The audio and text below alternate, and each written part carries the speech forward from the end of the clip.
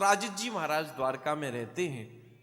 वे भगवान सूर्य के बड़े भक्त हैं और भगवान सूर्य ने प्रसन्न होकर उनको एक स्मयंतक मणि भेंट करी। स्मयंतक मणि कैसी है? जो बहुत सारा सोना, बहुत सारा गोल्ड रोज उस मणि में से निकलता है, वो मणि उनके पास है। वो मणि ऐसी है, जब वो गले में टांग लेते हैं ऐसा प्रकाश, ऐसी ज्योति उसमें से निकलती है कि ऐसा लगता है मानो सूर्य का उदय हो गया हो। एक दिन उसी मणि को अपने गले में टांग कर वो महाराज द्वारका के दरबार में पहुंचे और जैसे ही दरबार में पहुंचे तो ऐसा प्रकाश मणि में से निकला, सब अपने अपने स्थानों से खड़े हो गए। भगवान ने सबको बिठाया, अरे भैया कोई और नहीं, ये तो अपने सत्राजित जी महाराज हैं, ये तो इनकी मणि चमक रही। उनको सुंदर आसन पर बिठाया और बातों बातों में भगवान ने एक सुझाव दिया, एक सजेशन दिया। बोले महाराज हम एक बात पूछना चाहते हैं कि आपके पास ये मणि है, ये मणि में से इतना सोना रोज निकलता है, आप इसका करते क्या हो? क्योंकि आपके ऊपर ऐसी कोई विशेष जिम्मेदारी तो है नहीं, कोई रिस्पॉन्सिबिलिटी तो है नहीं, और आपके ऐसे कोई सेवा प्रकल्प भी नहीं चलते कि भैया आपकी गौशाला चल रही हो, कि आपका अन्न क्षेत्र चल रहा हो, कि आपकी विद्यालय चल रहा हो, कि आपका कोई अस्पताल चल रहा हो। ऐसी कोई सेवा प्रकल्प तो आपके माध्यम से चल नहीं रहे। क्योंकि ये बात बिल्कुल सत्य है, भैया कुछ सेवा चल रही हो, कुछ भी करें तो भैया धन की आवश्यकता तो हर जगह है, बिना धन के सेवा भी नहीं हो सकती। तो वहां तो धन की आवश्यकता है, लेकिन आपके ऊपर ऐसी कोई जिम्मेदारी भी नहीं, ऐसी कोई सेवा प्रकल्प भी नहीं, तो आप इस मणि का करते क्या हो? इस सोने का आप करते क्या हो? बोले हमारी छोटी सी राय थी, सजेशन था, यदि आप ठीक समझें, यदि इस मणि को आप द्वारका के राजकोष में जमा कर दें तो इतना सोना जो मिल रहा है वो द्वारका को मिलेगा। इससे हम अपनी द्वारका का और विकास कर सकते हैं और लोगों के लिए और सुंदर सुंदर गौशालाएं बना सकते हैं, अन्न क्षेत्र बना सकते हैं, और सुंदर सुंदर विद्यालय और अस्पताल बना सकते हैं। लोगों का कितना भला हो सकता है यदि इस मणि को आप द्वारका को दे दें। सत्राजित जी को ये बात समझ में नहीं आई। बोले प्रभु कैसी बात कर रहे हैं, मेरे इष्ट देव ने मुझे मणि दी है और मैं इस मणि को आपको कैसे दे दूं? बोले वो आपकी इच्छा है, मर्जी है, हम तो केवल एक परोपकार की बात कर रहे हैं कि भगवत कृपा से हमें कोई चीज प्राप्त है और हमें प्रयास करना चाहिए कि उसका उपयोग हम जन सुविधा के लिए, लोगों के सेवा के लिए करें। तो ये हमारी बस इच्छा थी, बाकी तो आपकी इच्छा, आप स्वयं कुछ सेवा प्रकल्प करें। भगवान ने इस प्रकार राय दी। बोले आपकी मर्जी, दो दो मत दो, हमारी तो एक राय थी। सत्राजित जी तो वहां से मणि लेकर वापस आ गए, बात खत्म हो गई। इधर घर में पहुंचे, अपनी खूंटी पर उस मणि को टांगा है और अपने किसी कार्य में लग गए। उनका एक भाई था जिसका नाम था प्रसेन। प्रसेन ने उस मणि को लिया है और वो शिकार खेलने के लिए चला गया, क्योंकि उसने सोचा कि रात्रि में इस मणि से रोशनी हो जाएगी, टॉर्च का काम होगा और मैं जानवरों को मार सकूंगा। और ये बात बिल्कुल स्पष्ट हमारे शास्त्रों में कही गई है कि भगवत कृपा से जो कुछ हमें प्राप्त होता है उसका उपयोग जब हम जन सेवा के लिए, सत्कर्म के लिए करते हैं तब तो वो और 1000 गुना बढ़ता है, लेकिन जब उसका उपयोग हम दूसरों को कष्ट देने के लिए, दूसरों को परेशान करने के लिए करते हैं तब वो हमें ही बर्बाद कर देता है। ये बात बिल्कुल स्पष्ट है। ठाकुर जी कृपा से आपको धन ज्यादा मिला है, कोई पावर ज्यादा मिली है, उसका उपयोग दूसरों की भलाई के लिए करोगे तो वो शक्ति और बढ़ती जाएगी, वो धन और बढ़ता जाएगा। लेकिन उसका उपयोग दूसरे को परेशान करने के लिए करोगे तो भैया वो तुम्हारा ही पतन कर देगा। और यही प्रसेन के साथ हुआ। उस मणि का उपयोग वो जानवरों को मारने के लिए करने लगा। उसी समय जंगल में एक शेर पीछे से आया, उसने प्रसेन पर आक्रमण किया और उसको मार दिया। उस मणि को उसने अपने मुंह में दबाया है और मणि को लेकर वो आगे की ओर जंगल में पहुंचा। जंगल में महाराज एक रीछ आया, उस रीछ ने शेर को मार दिया और मणि को लेकर वो गुफा में चला गया। इधर द्वारका में सत्राजित जी ने जब देखा कि भैया मेरी मणि तो है नहीं, मणि बहुत ढूंढी, जब मणि कहीं नहीं मिली, अब तो भैया उन्होंने चर्चा करनी शुरू कर दी। हो ना हो, हमें तो ऐसा डाउट हो रहा है, ऐसी शंका हो रही है ये मणि कन्हैया ने चुराई है।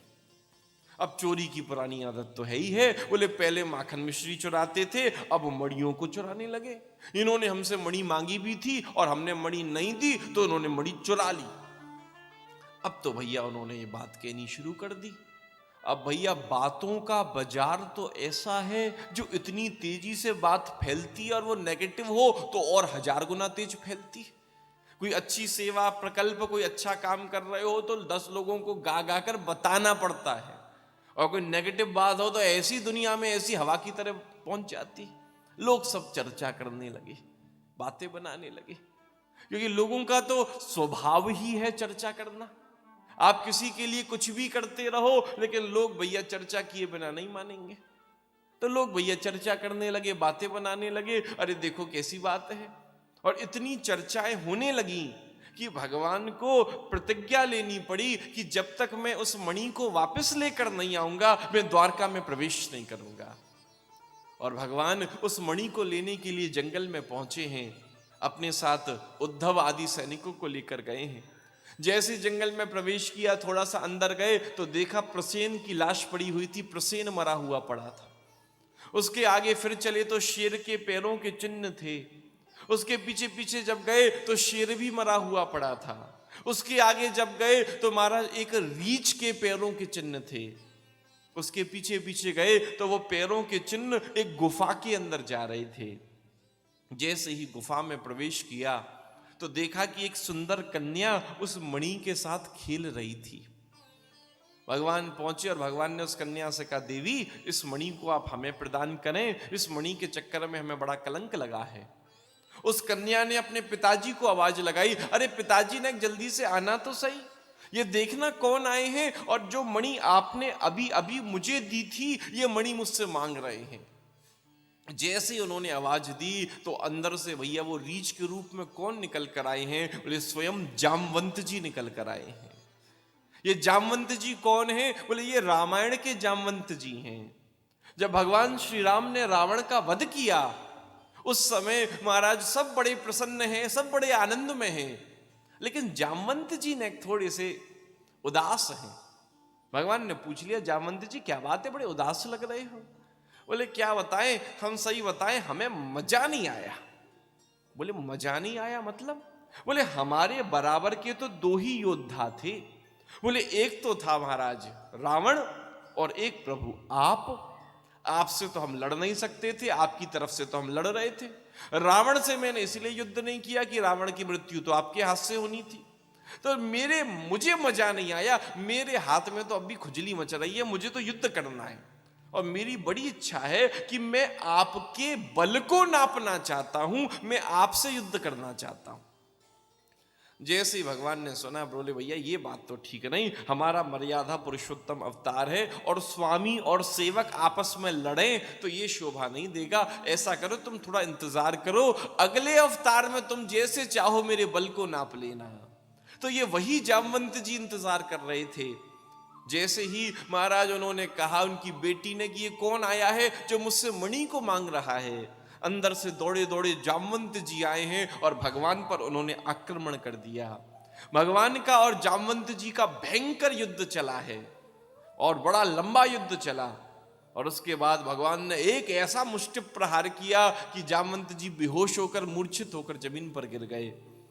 थोड़ी देर बाद होश आया, आंखें खुली तो देखा तो आश्चर्य का ठिकाना ना रहा, धनुष बाण लेकर श्री राम खड़े हुए थे।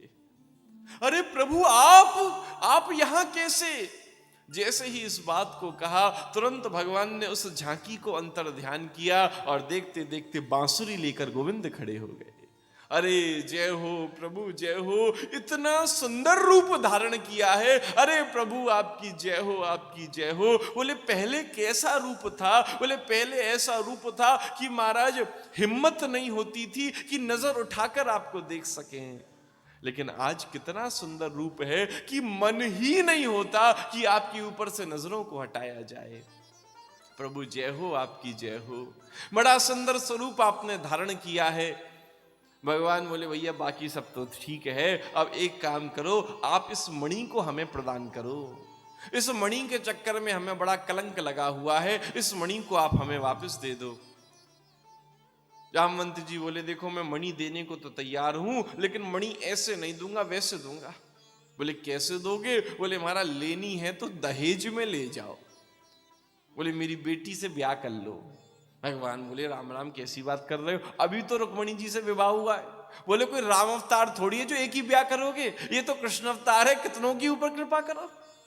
बोले मेरी भी बड़ी मजबूरी है, बोले मेरी जिम्मेदारी है, बोले इसको छोड़कर मैं कहीं जा नहीं पाता। बोले मैं चाहता हूं कि मेरी जिम्मेदारी को आप स्वीकार करें तो मैं स्वतंत्र रूप से आपका नाम संकीर्तन कर सकूं, घूम घूम कर आपका भजन कर सकूं। आप मेरी इस जिम्मेदारी को आप स्वीकार करें।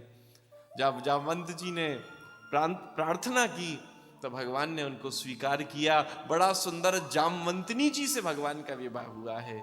गए थे एक मणि को लेने के लिए, जब लौटे हैं तो दो दो मणियों को लेकर लौट रहे हैं। एक मणि हाथ में है और एक मणि पीछे पीछे चली आ रही।